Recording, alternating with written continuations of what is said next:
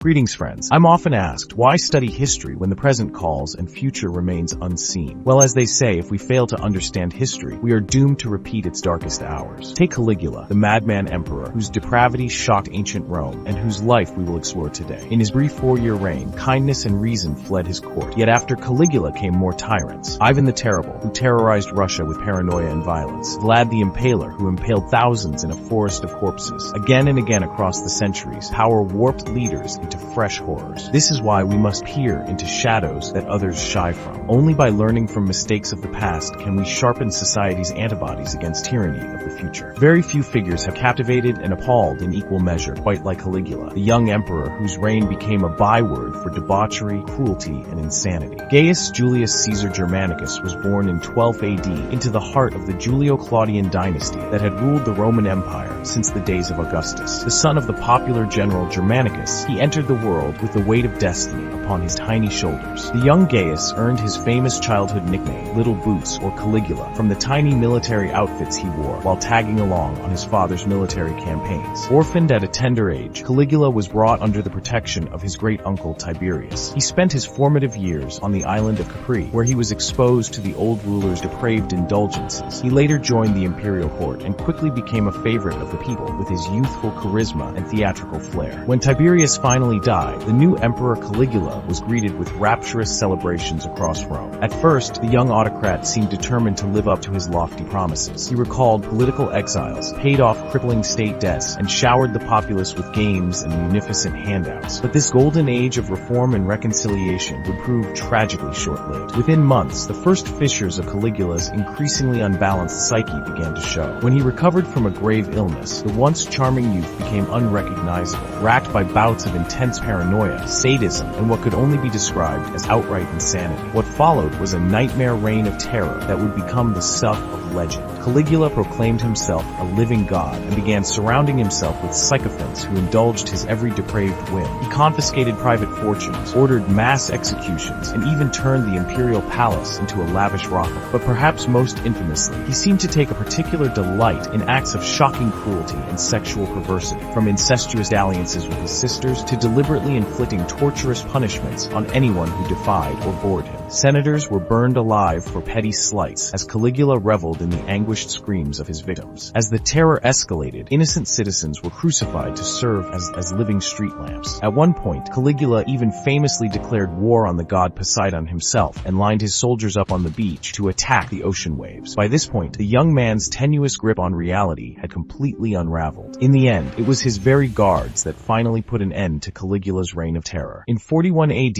a group of officers stormed the palace and cut down the 28-year-old emperor in a frenzy of stab wounds. As the dust settled across a Rome traumatized by the horrors it had endured, the true tragedy of Caligula became clear. What began with such youthful promise and idealism had been utterly consumed by the darkness of absolute power, trauma, and a mind that simply could not cope with the pressures of ruling the known world.